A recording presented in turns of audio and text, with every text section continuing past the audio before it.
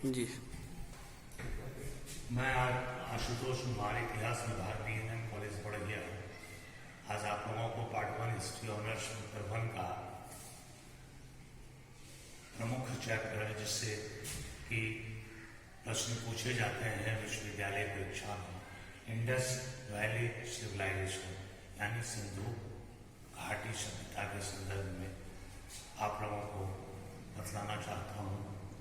आप सभी इतिहास के संदर्भ में यह जानते हैं कि प्राचीन भारतीय इतिहास के जो साक्ष्य हैं वह है इतिहास लेखन के लिए पुरातात्विक साक्ष्य, साहित्यिक साक्ष्य और विदेशी यात्रा वृत्तांत। ये तीन साक्ष्यों पर इतिहास लेखन निर्भर करता है। सिंधु घाटी सभ्यता के संदर्भ में भी आपको यह जानकारी होगी कि मानव इतिहास के क्रम में यह जो पृथ्वी पर जो जीव जंतु आए और मनुष्य का आगमन हुआ अंत में, इसमें इसे तीन पीरियड में बांटा जाता है। वह पीरियड है आपको पैलियोलिथिक पीरियड, मेसोलिथिक पीरियड और न्यूलिथिक पीरियड। इंडस यानी पुरापाषाण, मध्यपाषाण और नवपाषाण काल। इंडस वैली सिविलाइजेशन सिंधु घाटी सभ्यता का जो समय है वह नवपाषाण युग के समय का है। हम आपको ये परिचय करा दें कि मानव का, चाहे आधुनिक मानव जिसको होमो सेपियन कहते हैं, उसका जो आगमन माना जाता है वो आपको 50,000 वर्ष पहले, विश्व संदर्भ में 2.5 लाख वर्ष पहले, और उससे पहले कई पुरातत्ववेत्ताओं का मत है कि 50 लाख वर्ष पहले। लेकिन उस विवाद से अलग जब हम सिंधु घाटी सभ्यता की बात करते हैं तो वह आपको न्यूलिथिक पीरियड यानी नवपाषाण काल में यह सभ्यता आई थी और इसके बारे में हमको जानकारी मिली थी। नवपाषाण काल की मुख्य विशेषता रही थी कि हंटिंग से पहले मनुष्य कंदराओं में रहते थे, फल मूल खाकर, जड़ खाकर, तना खाकर जीवित रहते थे। बाद में वो शिकार करने लगे और शिकार का जो समय था वह नवपाषाण यानी न्यूलिथिक पीरियड के आगमन का समय था, जब शिकार से एग्रीकल्चर की तरफ, कृषि की तरफ वो मुड़े, या उनके विकास क्रम में यह तथ्य सामने आया। मानव सभ्यता के विकास क्रम में कृषि क्षेत्र के तरफ जब वह बढ़े तो वह पीरियड न्यूलिथिक पीरियड का एक मैच्योर पीरियड माना जाता है।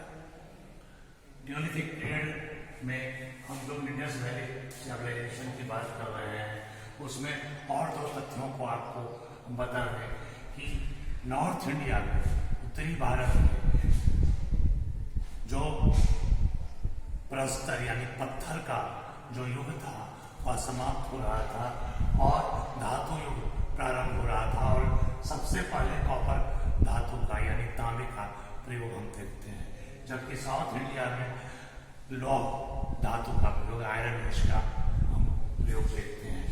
और यही कारण है कि इंडस वैली सिविलाइजेशन का जो सिविलाइजेशन है वो चालकोलिथिक है और जो कल्चर है वो ब्रॉन्ज है। ब्रॉन्ज इसलिए है कि बाद में लोग तांबे का प्रयोग पहली बार किसी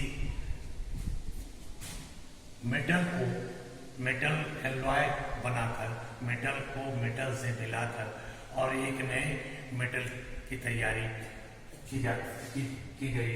यह पहली बार ऐतिहासिक रूप से देखा गया। सिविलाइजेशन हमारा ये है और कल्चर ये है। यहाँ पर एक डाउट होगा कि सिविलाइजेशन और culture, what is civilisation, what is culture.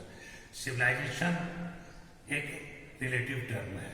आप विद्यार्थी हैं और हम शिक्षक हैं, हो सकता है हमारी आचरण, हमारे व्यवहार, हमारे बात विचार से आप अच्छे हो, या आपके बात विचार व्यवहार हैबिटेंट्स से हम अच्छे हो। तो यह एक रिलेटिव टर्म है और मानव विकास क्रम में, अपने सभ्यता के विकास क्रम में पहले से बेहतर होता चला गया। तो पहले क्या था, अब क्या है और ये क्या है, ये एक तुलनात्मक शब्द है। सभ्यता जो व्यक्ति, समुदाय, समाज, राज्य अथवा राष्ट्र अपने को के निर्माण में, अपने विकास क्रम में, वो निश्चित रूप से पूर्व से सीख लेकर आगे अधिक सभ्य होता है। वहीं संस्कृति का अर्थ होता है कि जो पुराने रीति रिवाज, परंपराएं हमारी रही हैं, उसको हम एक जनरेशन से दूसरे जनरेशन में ट्रांसफर करते जाए। जैसे ब्रॉन्ज कल्चर हम इसलिए इसको कहते हैं कि आज तक हम इसको, आज भी हम कांसे का प्रयोग करते हैं और शुद्ध धातु के रूप में इसका प्रयोग करते हैं, पूजा पाठ में प्रयोग करते हैं। तो आप सोच लीजिए, यह सिविलाइजेशन जब प्रारंभ होता है, हम इसके बारे में भी आपको बतलाएंगे, तो वहां से लेकर आज तक हम इसको किसी न किसी रूप से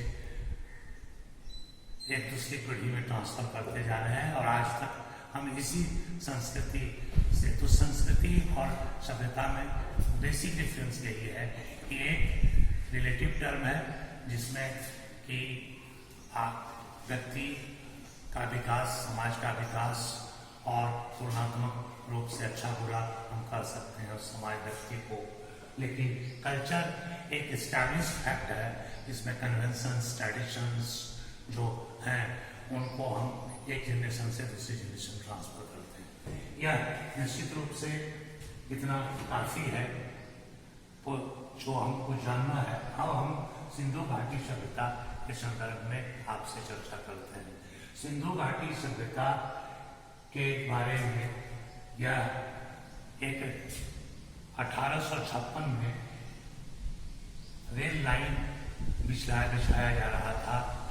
पहली बार भारत में रेल लाइन पटरी, रेल की पटरी बिछाई जा रही थी, कराची से लाहौर तक। और इसी के क्रम में पटरी बिछाने में कुछ ईंटों की खोज की गई, उसका उत्खनन किया गया, तो उसमें ऐसे सब सामग्री मिले, ऐसे सब ध्वंसावशेष मिले, भग्नावशेष मिले, मानव अवशेष मिले, जिससे कि एक ऐसी सभ्यता का पता चला जिस सभ्यता की हम बात कर रहे हैं। उसी समय संत जॉर्ज मार्शल के नेतृत्व में, फिर बाद में यहाँ का जो आर्कियोलॉजिकल सर्वे ऑफ इंडिया का डायरेक्टर थे सर जॉन मार्शल, उनके नेतृत्व में खुदाई का एक्सकावेशन का काम शुरू हुआ, खुदाई का उत्खनन का काम शुरू हुआ। और वह जब इस रेल लाइन बिछाने के क्रम में जो सामग्री मिली और उसका तादात्म्य में बिठाया गया, उसको कोऑर्डिनेट किया गया आर्कियोलॉजिकल एविडेंस पर, तब पता चला कि हमारे यहाँ एक नगरीय सभ्यता थी, एक अर्बन सोसाइटी थी। और इस मतलब इतने महत्वपूर्ण अवशेष मिले जिसके आधार पर पंडित जवाहरलाल नेहरू ने अपनी पुस्तक डिस्कवरी ऑफ इंडिया में लिखा, it was clearly also the precursor of later civilisation of the world. दुनिया में इतनी पुरानी 5000 वर्ष पुरानी सभ्यता की रूपरेखा तय कर दी। D.R. साहनी, प्रखाल दास बनर्जी जैसे उत्खनन कर्ता विशेषज्ञ जब सामने आए तो भिन्न भिन्न जगहों की खुदाई की। जैसे आपको हम इस संदर्भ में दो चार बिंदु बतलाना चाहेंगे।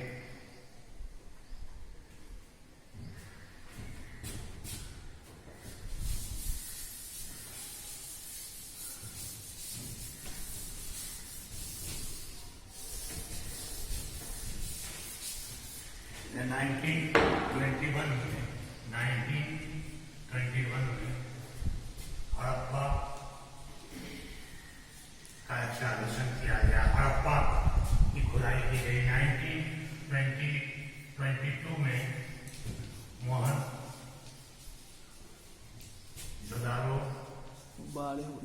जगह हाँ 92 की जगह 22 में जी। मोहनजोदाड़ो की खुदाई की गई। इसको डीआर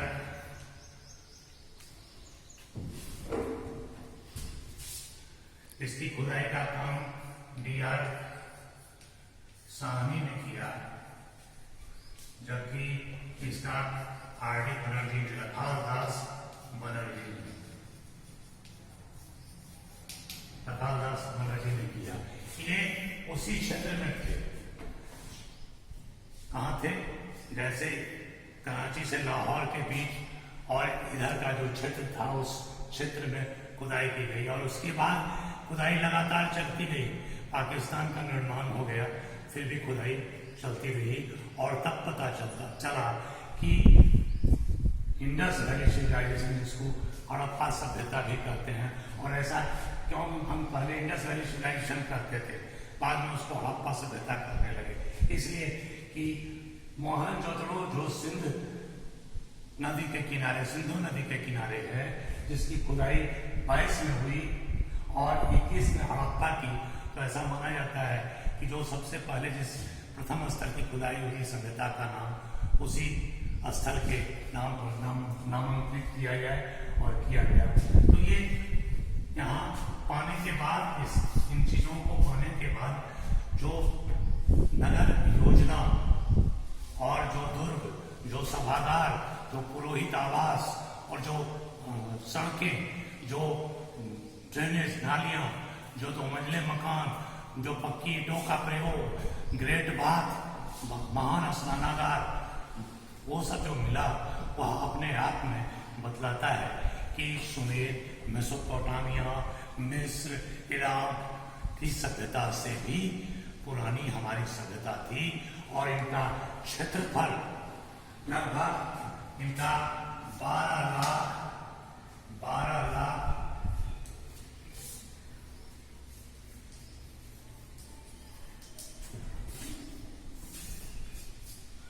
नॉर्थ में जम्मू से लेके यहाँ भागवत राव तक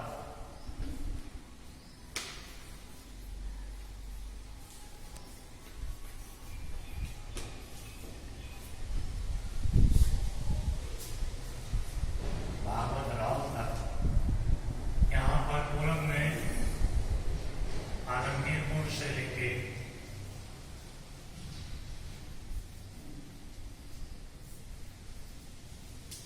पश्चिम में मकरानगढ़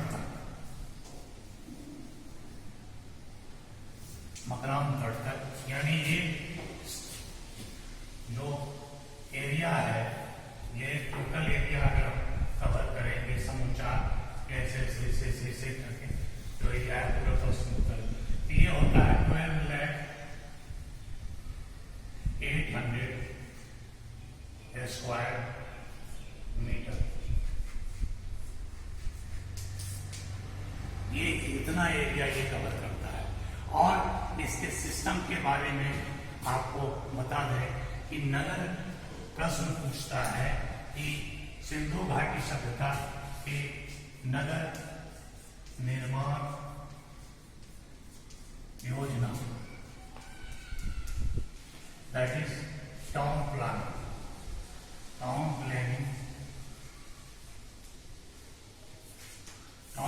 के बारे में आप हमको जानकारी दीजिए। निश्चित रूप से इस सिंधु घाटी सभ्यता की जो नगर निर्माण योजना थी वह प्राचीन विश्व के किसी भी नगर निर्माण योजना से ज्यादा बेहतर थी और इस पर हमें गर्व है। हम इसके संदर्भ में आपको डिटेल्स बतलाएंगे और वो कितना टाइम हुआ है,